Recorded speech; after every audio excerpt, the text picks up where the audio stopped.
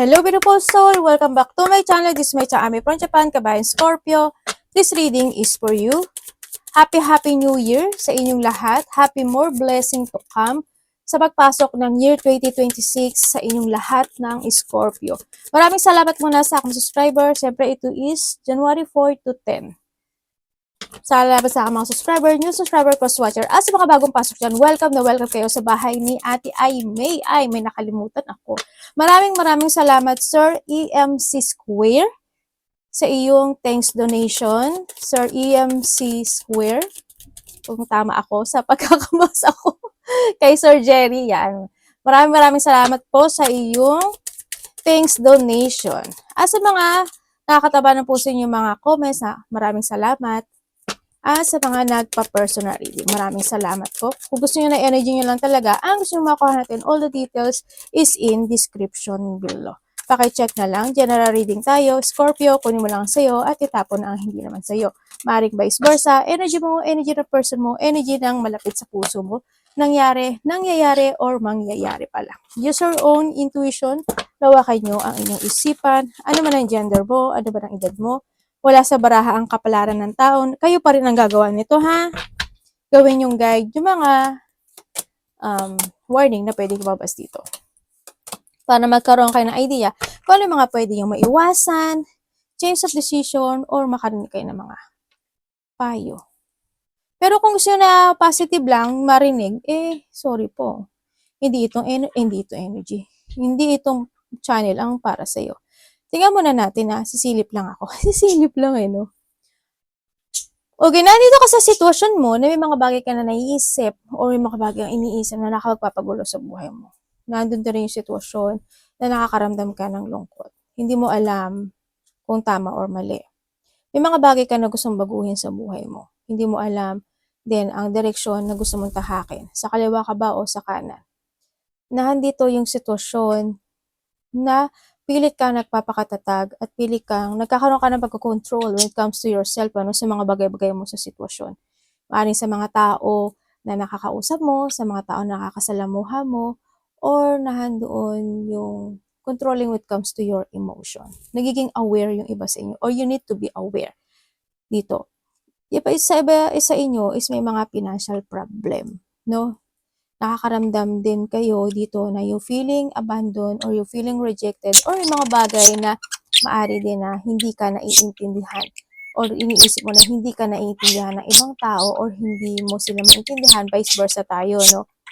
Something need to heal ang sinasabi dito sa nakikita ko dito. You need to put some effort sa mga bagay o sitwasyon na gusto mong mangyari into your life.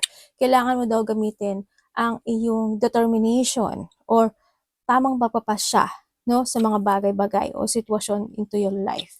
Kumbaga, you need to be honest din sa nakikita ko dito, no? And you need to focus. And ang sinasabi rin dito is may mga tension na hindi pa natatapos dito sa inyo, no?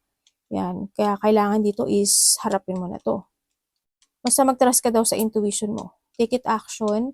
Ang sinasabi dito, kung ano mga tension na to. May mga bullying din sa iba sa nakikita ko dito. May mga bigla ang magaganap o mangyayari na hindi may konting this is conflict situation, mga ganon. Kung paanong conflict yan, di ko alam pagdating sa inyo, no? Yan. May mga tao or may tao na may sakit. Ako na nakikita dito, no? Pwede may mga sakit kayo sa dugo, cancer, bladder, kidney. Pwede din ito sa yung mga biglaang sakit na na halimbawa, bigla ka nagkasipon, nagkaubo, nagkalagnat, masama pakiramdam, pwedeng ganun. Pwedeng meron kang sakit na, or someone into your life, may sakit na kailangan tukusan, yun ang nakikita ko dito. Yun. Anak, babangan mo na kayo, nak. May sinasabi dito, sorry meron ako nakikita na papers and documents, hindi ko alam in what way, o kung may susulatan ka ba, may ipapasa ka ba, may mga dapat ka bang gawin. Ay, ang ganda na mo. Asikasuhin nyo na ha. 2, 14, 25, 34, and 5. Meron kang Taurus, Sagittarius, Capricorn, Cancer. Yan. Okay, dito sa nakikita ko sa iyo dito, alam mo yung may mga bagay na hindi mo ipinapakita sa iba. Maybe nandun yung saya, no? Pero pigil o kaya you hiding something into yourself. Yun ang nakikita ko sa iyo. Hindi ka, basta gan, parang may mga kinikimkim ka dito sa sitwasyon. Sa nakikita ko dito. Andito ka sa sitwasyon mo na may mga desire or there's an action, ano ba yun, anak? There's an action or hindi yung, sa tingin ko dito parang, ikaw or someone parang they want to compete pagdating sa'yo.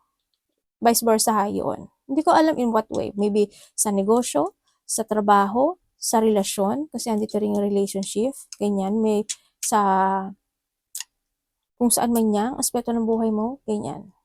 Your business, kung may business ka, yan. May mga competition or competitive situation ako na nakikita dito. Mag-ingat ka na lang kasi maaaring may mga nakakausap ka or tao na kadiling mo dito na hindi nagiging totoo, no? Someone is wearing a mask. May tao na hindi pwedeng pagkatiwalaan. Huwag ka masyadong magtitiwala. Sabi ka. Pero nasa iyo pa rin yan. Alam ko naman, alam nyo yung ginagawa nyo. And then, syempre, someone is sneaky. Hoping hindi ikaw yung sneaky, ha? Ganyan. May taong makasarili, yan, pagiging selfish, or meron siyang, pangliling lang, nang liling lang, or nililing lang, parang gano'n. Basta, there's a trickery situation. Ganyan. May tao na suspect siya. Huwag kang masyadong, trust your intuition. Ano lang naman to, caution lang naman, no? Yan, this a caution. And syempre, may tao na nagmamatsyag. Pwedeng ikaw, nagmamatsyag ka, or may tao na nagmamatsyag sa'yo. There's a luck, there's a chance and hope, namatay ang iPad, there's a chance and hope na pwede kayong manalo in a gambling or kung saang aspeto ng buhay yan. Pero mag-trust kayo sa intuition nyo. Pero kung magkakaroon ka ng dealing or kausap na related ang pera, mag-ingat ka pa rin. No? Connected ang pera. Mag-ingat ka pa rin. Pero yung iba nyo is gano'n. May mga bagong opportunity na parating na maaring ito is hindi mo pa siya maaring ito is hindi mo pa nakikita na maaring parating ito. May mga opportunity, kaya you need to grab it, yung opportunity na to kasi is darating siya. Kumbaga, pag may naisip ka na or may dumating na opportunity, grab it. But you need to trust your intuition. And then also, may mga small happiness ako na nakikita sa inyo. Kasiyahan is coming, money is coming, mga papuri at pasasalamat is meron din akong parating, may magbibigay na pagmamahal, or may makaramdam ka ng pagmamahal sa isang tao. Siyempre, may tao dito na may lihim na feeling sa'yo, or maybe you know, or maybe you're not, hindi mo alam, or maybe nararamdaman mo na siya, di ba? Ganyan. O baka naman ganun. Pero mag-trust ka pa rin. Magkakaroon ng mga promises or someone is magpo-promise sa'yo or you promises or may mga commitment, partnership, deal, or may mga kontrata or may mga cycle dito na paulit-ulit na pwedeng maganap sa buhay mo. No? May mga pinag-uusapan related to business, finances, and negosyo. Ibig sabihin, yung parating na opportunity mo, you need to deal and you need to commit dun ha, if ever. Kasi there's a gain of wealth coming into your life. Ang sinasabi ito, paganahin mo iyong instinct. Ganyan, yung iyong pakiramdam this time. Yung iba sa inyo, maaring nasa bahay lang kayo or nahanduin yung sitwasyon na maaring you have a business with your own or sa bahay yung business mo, pwedeng ganun.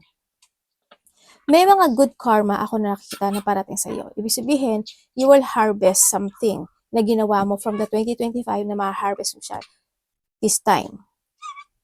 Kung saan man yan. Good health is coming. At magkakaroon ng mga spiritual growth sa iba sa inyo. Kaya nga sabi ko sa inyo, para magkakaroon kayo ng enlightenment when it comes to your instinct or intuition. You need to trust din sa inyo dito. May lungkot ako na nakikita sa iyo. Or someone na connected sa iyo is may lungkot. Tingnan natin ang energy mo. May dito, may tao na gusto niyang, tawag sa Tagalog na?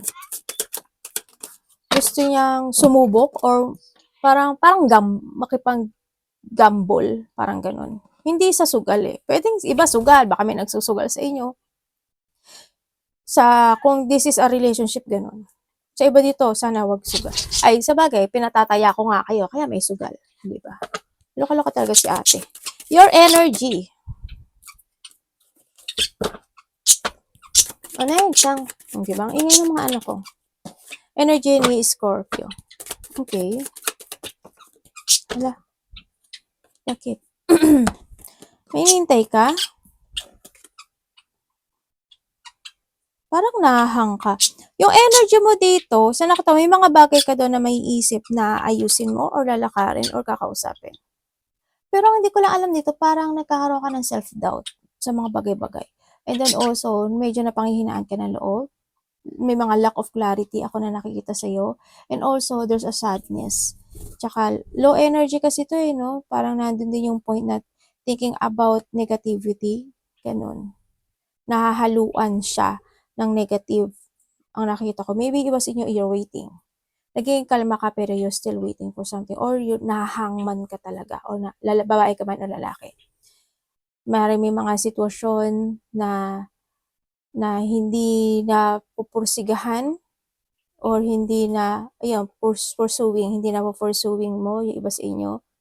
Kumbaga isip lang ng isip, ganyan. Pwedeng gano'n no, sa iba sa inyo. Ang energy mo rin, may lungkot eh. Hindi ko alam why, pero siguro kasi nalulungkot ka sa mga taong na kapaligid sa'yo or nakakausap mo o kaya connected sa'yo, itong tao na to. May magkakaroon ka ng connection sa isang tao na may distansya. Ganyan. Ibig sabihin, either distance kayo ng country or probinsya man yan or kalapit baryo or edad. Yun ang nakikita ko dito. May biglaang naganap o nangyari, no? Na nagkaroon ng movement. Biglaan lang siya. Kaya rin siguro nahandun yung energy mo na sobrang nagkaroon ng mga lungkot na sitwasyon o mga biglang nangyari, mga lungkot na sitwasyon na low vitality kasi ikaw eh, no? Na low energy kumbaga. Nandun ka sa point na yun. Na maaaring nagkaroon ng mga sorrow, kalungkutan nga, ganyan, sadness. Mga false impression, ganyan. Nagkaroon ng ganyan. Nagkaroon ng mga inner critic. Tingnan natin ang parating sa'yo. Anong parating kay Scorpio? Pwede rin naman dito sa iba sa inyo, kaya ka malungkot kasi, alam mo yun yung meron kang hinihiling na hindi pa nagsasucess. Pwedeng ganun. Na hindi pa nadidevelop or hindi pa nare-recovery o hindi pa nag-heal. Pwedeng ganun. Kaya nakakaramdam ka ng lungkot or kalungkutan. Ganyan. Anong parating sa kanya? May mga bagay pa na hindi pa totally recover.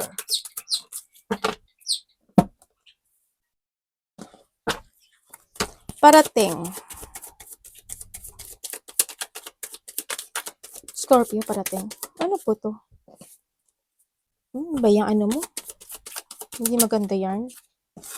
Universe, ano yung ato sa akin? Okay. Puro ka ano, no? Puro ka malayo ng pag-iisip mo, ah. Puro ka pag-iisip. Okay. Parating sa'yo, emotion. Sabi natin, ano ba yan? Ewan ko sa'yo, parang nandito ka kasi sa sitwasyon mo na ano eh, parang may mga bagay ka na ina-analyze. Ganun. May mga bagay ka na ina-analyze, pinaprogress, pwedeng ganun. Yun ang nakikita ko. So, maaaring iba sa inyo nandun ka sa point na you're waiting nga. Or nandun ka sa point na parang you don't know how to proceed. Parang nandun ka sa point na yun. If you take it action or not, if you want to stay or you want to go na. Kaya nagkakaroon ng mga anticipation. O, ang nakikita ko sa iba sa inyo, yan, nagiging restlessness, tsaka may mga bagay din na, yun nga, doubting, maaring ganun sa iba, no? Pwedeng doubting sa mga plano mo sa buhay o doubting sa mga bagay-bagay o sitwasyon. Parating din sa'yo dito, may disappointment kasi, I don't know why, pero there's a disappointment situation. Pero sa pagiging disappointment mo dito, sa nakikita ko dito, mas more ka magiging patient. Alam mo yung nagkakaroon ka ng mga lungkot, disappointment in life, pero mas hinahabaan mo pa yung pasensya mo. Nahadon ka sa point na yun. sa nakikita ko sa'yo dito. Or sadness man yan. Maraming tatakbo na questioning sa isipan mo. You're feeling stuck. Ganyan. May mga bagay na on and off yung action mo. You're feeling bored sa iba sa inyo. Pero sabi dito, may ibibigay doon sa yung offer sa universe. Kaya wag ka daw malungkot. Kung may mga bagay na nawala, nawala, natapon, nasayang, nag-failed, wag ka daw malungkot, no? At mag-umpisa ka daw magpunlang muli sa sarili mo at wag kang magda-doubt sa sarili mo. No, ang nakikita ko dito. Kasi mag-o-offer daw sa sayo. Maaring, sana nga daw maano mo, hindi mo ma-reject. Kasi iba sa inyo, they always giving you an opportunity. No, but parang hindi mo daw siya na recognize yung message niya, ganyan. Like ka naman daw niya ino-offer. Pwede nakakita ka ng mga repeating numbers, 111, 222, ganyan.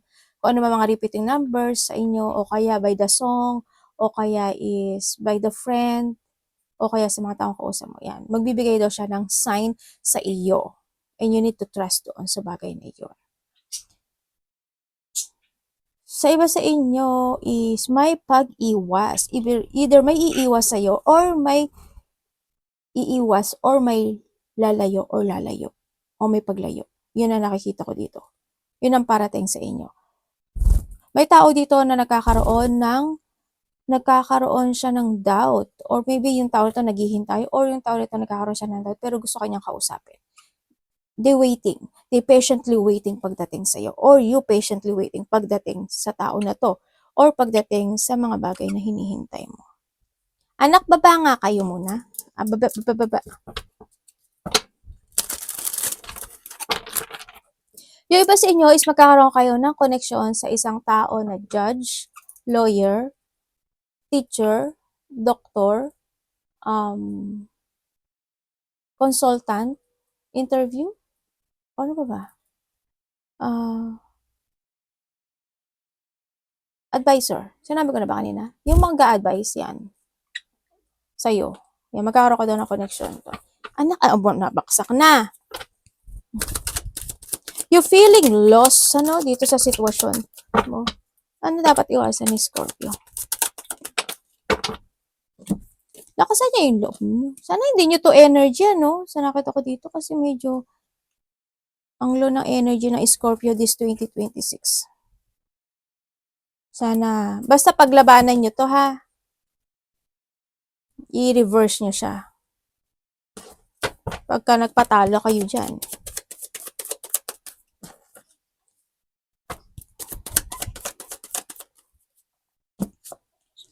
Kailangan mo dapat ng iwasan. Mag-ingat ka daw sa mga taong makakausap mo. Winarningan agad, Yan. Sabi dito, kailangan mo daw na pag-isipang mabuti, no? Tsaka kailangan, kung ba yung kausap mo, pag-isipan mong maigi at kailangan mo daw dito ng mental clarity. Basta you need to be aware sa taong mga makakausap mo bago man yan o luma. And syempre, sinasabi rin dito, pag-isipan mong maigi kung ano daw yung layunin mo. Kumbaga, mag-ingatan mo, iwasan mo na hindi ka mag-thinking advantage or mag-think advance sa mga bagay-bagay, sa mga salita mo, sa mga actions, sa focusan mo, sa layunin mo, sa goal mo, ganyan. Sa pera mo, mag-i-aware ka kasi nandito rin si pera, no? And then also, is kung sa health issue yan, yes, mag-ingat ka rin, no? Kung nakikita ko dito, mag-ingat ka rin, iwasan mo rin yung malack of progress ka. Yung tamarin ka, malack of progress ka, o ano tawag dito? Mamali ka ng mga pagpa-process or pag-progress ng kaperahan mo. Yun ang sinasabi dito. Kumbaga, kailangan mo rin magkaroon ng healthy lifestyle. Yan. Pagpapaliban, iwasan mo yun. Tsaka hindi ka mag-action, mag-focus at hindi mo malaman yung layunin mo. Iwasan mo yung hindi ka mag-save ng money. Siyempre, isa rin yun, no? Iwasan mo magkaroon ka ng doubt sa mga bagay na gusto mong naiisip mo na gusto mong sabihin or gusto mong i-pursue ng mga idea. Yun, you need to pursue. Huwag kang mag-doubt dun sa bagay na yon. Ano pa, parang dalawa pa talaga kayo nagbigay, Day? Puro po. Yun, iwasan mo daw yun, yung malack of idea, magkaroon ka ng distraction sa mga creativity na gusto mong gawin sa buhay, ganyan. At saka yung magkaroon ka ng mga ano, kung may mga bagay na kailangan mong siyasatin, alamin, pag-aralan, i-filter, ganyan, gawin mo. And, syempre, don't be quiet. Kasi may mga bagay kasi na kailangan ding harapin para magkaroon ng clarity sa mga bagay-bagay. Pwede ka magbigay ng opinion, magbigay ng salita, ganyan. In a good way, ha? In a good way. Wag daw kayo magiging unproductive. Love, family, kapatid, anak, magulang, karelasyon, kaibigan, pamilya. Love ni Scorpio. Ito na naman tayo sa love. Parang wala naman ako nakukuha sa yung love. Sabi ka hindi, baka may love naman talaga kayo. Baka hindi ko lang nakukuha yung energy mo, no? Tingnan natin.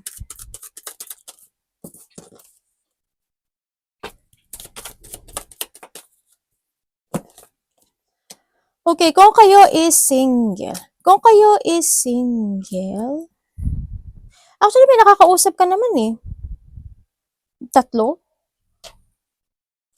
Kaso, either ikaw ang may boundary or isa dito is na may boundary. Isa rin dito is may pamilya. Pwede ikaw yung may pamilya na or ito yung may pamilya na. Or pwedeng itong isa sa inyo, there's a boundary kasi focus siya sa pamilya. Pwedeng ganun. No, yun sa mga single, sa inyo mayroon 3 or 2 o 3. Maaaring nakakausap mo na ito or may parating sa inyo. Okay, kung kayo naman is separated nitong tao na to. Kasi dito sa oo, nagkaroon kayo ng problema. Kasi doon yung naging sakim at naging makasarili talaga yung isa, no? Sa nakikita ko dito. Naging hot and cold din yung relationship na ito sa nakikita ko dito. Pero gusto niya pa rin ng partnership sa'yo. Hindi ko alam mo, may pamilya na ba to? Kasi nakita ko may pamilya to eh.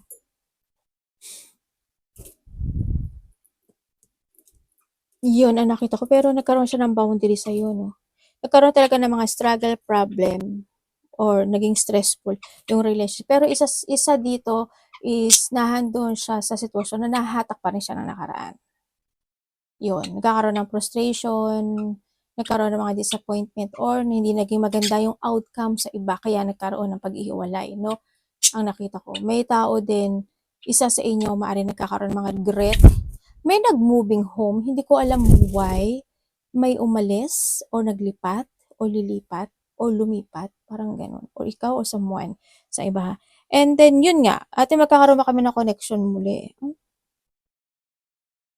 Itong tao na to, sa tingin ko, may boundary eh. Sa iba dito, wala na to. Hindi eh. Kasi isa dito para umiiwas. Nagja-jungling. Pwedeng nalilito siya. Pwedeng itong tao na to is in and out. Maaari kung nagkaroon talaga. May mga saya kasi ako nakikita dito. Maaari magkakaroon ka ng text sa kanya. Magkaka-receive ka ng text message. Text message sa kanya. Manggagaling. Or ikaw magte-text. Yeah, may mga messages ako na nakikita dito.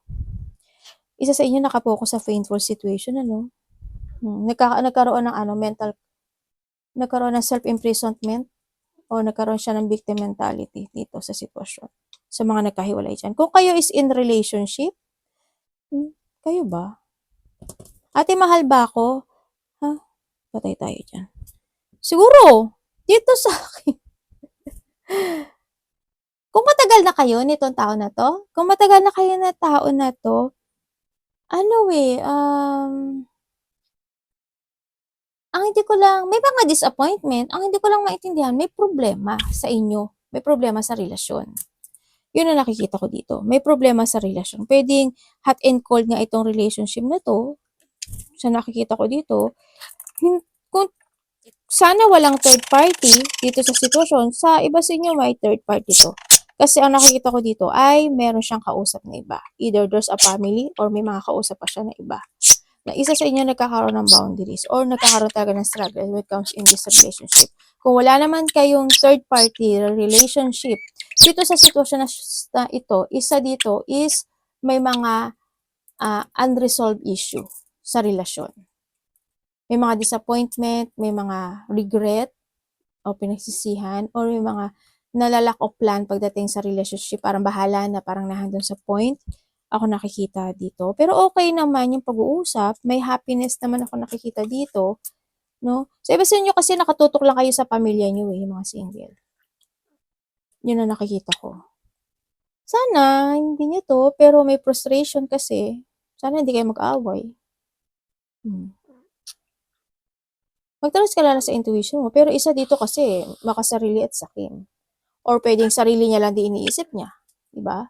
Kumbaga, kung matagal na kayo, pwedeng nahandoon yung point na naging panatag na sa sayo, na alam niya na hindi mo siya kayang bitiwan. Pwedeng ganun. Yun. Kaya nahandun yung comfortable na feelings ng isa sa inyo. Kasi alam niya na hindi mo siya kayang bitiwan. Ang babakaya ka muna kayo, anak. Babakaya. Money.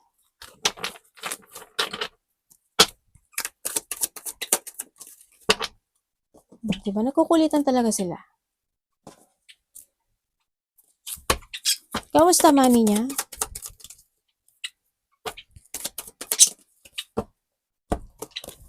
Ay, may devil ka, oh. Medyo, Okay, when it comes sa money mo, pagdating sa money mo, ang nakita ko sa'yo dito, alam mo yung kahit na medyo mahirap, at may mga, kasi natural naman yun sa buhay ng tao, pilit ka nagpapakatatag at nagpapakatibay, no, pagdating sa pera. Maaari may mga business nga kayo, malaki man umali dyan, or maybe you're a leadership, or you're a boss, o kaya naman nahadun talaga yung you always use your wisdom and you are always more on focusing. Maaring ganun sa pagdating sa pera mo. Okay naman siya. Ang sinasabi lang dito, kung ano daw yung nangyari noon is muli itong mauulit. Iwan nga sa inyo, workaholic eh. Sana wag naman. Sana hindi yung energy. Yan. Kung ano daw yung, parang nagiging cycle mo ganun. Sana wag naman. Basta hindi yung energy. Pero mag-ingat ka kasi may devil tayo. Ibig sabihin, connected ang trabaho or money connected, may tao or mga tao na may masamang pakay sa'yo or balak sa'yo. May justice din tayo, na pwede kang maloko or ma-scam or madaya or makorap, ganyan, mga corruption. Ingat ka na lang. Pwede rin naman nakawan ka, ganyan. Ingat ka na lang, no? Basta winarningan na kita. Or pwedeng halimbawa, meron kang kapamilya, meron kang karelasyon, di ba? Sabi niya wala siyang pera, pero meron pala. Tapos ikaw pala to, no? Tsaka lumabas naman siya dito sa taas Advice po. May tao na makikipag-usap sa'yo. Connected ang pera. Or ikaw makikipag-usap sa kanya. Ay, hindi. Kinausap ka na nito. Nag-uusap na kayo nito. Baka kakausapin ka lang uli nito. Ate, sino siya? Sino siya? Itong tao na to, hindi mo mapapansin na parang kasi siya, parang cold. Pero hindi naman, ganyan. Kumbaga, makikita mo yung determination niya pagdating sa mga bagay-bagay. Yun ang makakausap mong tao. Pwedeng kapatid mo, pwedeng magulang mo, pwedeng boss mo. Basta handun yung determination niya, handun yung pagiging leadership nitong tao na to, or handun yung focusing sa mga bagay-bagay. May pagkocontrol din kasi sa emotions nitong tao na to. Yan, magkakaroon ka ng connection sa tao na to. Pwede siyang Aries, Aquarius, Gemini, Libra, Taurus, Virgo, Capricorn. Yan. Yung nahandito. Or kung sino man siya. No? Wala naman sa element yan Your advice. May unfinished business ka. Yung ganun. Okay, yung iba sa inyo is, kahit nandito kayo sa sitwasyon nyo, nandun pa rin yung nagkakaroon kayo ng reminiscing from the past situation. Maaari nagkakaroon kayo ng mga revisiting sa past, pwedeng sa kapatid mo, sa anak mo, sa karelasyon mo, sa mga naging connection mo. Yan. Maaari may mga namimiss ka or naaalala mo sila o naaalala mo yung childhood mo, ganyan. Kung sino man yan, yung friendship mo, yan. Nagkakaroon ng nostalgia sa iba sa inyo. And then also, yung nakikita ko dito talaga, kanina pa umabas yan, hangman. Na nahang ka talaga, no? I don't know why, pero nahang ka talaga. May tao na hihingi sa'yo ng suporta or hihingi sa'yo ng tulong or suporta or pera. Parang ganun. Health, pwedeng ganun. Sa nakikita ko dito sa iyo, may mga biglaang kasiyahan or biglang communication sa isang tao na isang kapamilya man ito na magkakaroon ng mga union or ikakagulat, ikakashock mo na ikakabigla na ikasisiya mo ito. Pwedeng may mga reward or may mga success happen into your life. Diba dito is try to make it balance and control daw yung pera nyo ha. Manindigan daw kayo tsaka may papasok na pera sa inyo. May business, malaki o maliit yung iba sa inyo. And then also, when it comes to advice, this is a time, no? Na huwag ka daw ma-stagnant at you need to leave the past and make a new plan, mga bagong perspective o pananaw sa kinabukasan, mga bagong strategy. You need to use your wisdom, talino, karunungan, ganyan. And syempre mag-focus ka daw to be stable in life. Kung tignan mo to, di ba ano yan? Obstacle kasi yan eh. Yan. Basta mag-focus ka lang to be stable. Kumbaga, yung mga obstacle na yan, malalakpasan at malalakpasan mo yan. Basta tuloy-tuloy ka lang. If you need the support with someone, humingi ka ng suporta kung kinakailangan. Ano? Ang sinasabi dito, you need to sacrifice din kasi sa mga bagay-bagay. No? Pagdating man niya sa pera, sa relasyon, o kung saan man yan. Lahat naman tayo kailangan nating magsakripisyo to be stable and kailangan mo yung gawin. Kung yung mga unfinished business ka pa, gawin mong i-let go yun or i-transform or baguhin sa iba sa inyo sa nakikita ko dito. Mag-focus ka lang daw sa mga pangarap sa buhay mo. May mga opportunity na darating sa'yo. Trust your intuition and be creative, be idealism, baguhin or i-renew mo daw yung paniniwala mo sa taas. Always have a hope and may mga mangyayaring changes na magaganap sa buhay mo. Yun. Arigatou namaste, God bless.